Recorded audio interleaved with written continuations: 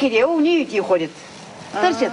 Де да ги знам какво търсят? Бучене и вибрации тревожат от дни хората в провадийското село Житница. Според тях причината са проучванията за нефт и природен газ в района. Като грамотевица беше нещо, някъде половин час мина и пак още един път се случи това нещо.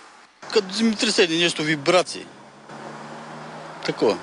Технологията е стандартна и безопасна, твърдят от фирмата, проучваща терена. С вибратори, кабели и датчици се правят сеизмични изследвания в почвата. Създава съответни трептения, които се засичат по линията на кабелите, съответните датчици.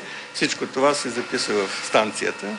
Безопасността на проучванията е потвърдена и от Екоминистерството, което отбелязва, че защитените зони на дива флора, фауна и на птици в района по никакъв начин не са засегнати. Няма вероятност и от отрицателно въздействие върху защитените зони от мрежата Натура 2000. В земеделската кооперация, на чийто терен се извършват част от проучванията, обаче са обезпокоени за земеделските култури. Като минат, стават едни коловози, полетата си ни са на коловози и нещо страшно. В случай на вреди от компанията, инициирала проучванията, обещават да изплатят обезщетение по борсови цени.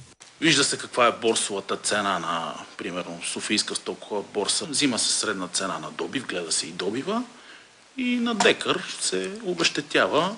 След селата в Провадийска и Авренска община започват сеизмични проучвания за нефт и природен газ и край шуменските села Мараш и Салманово. За BTV новините Галина Минчева.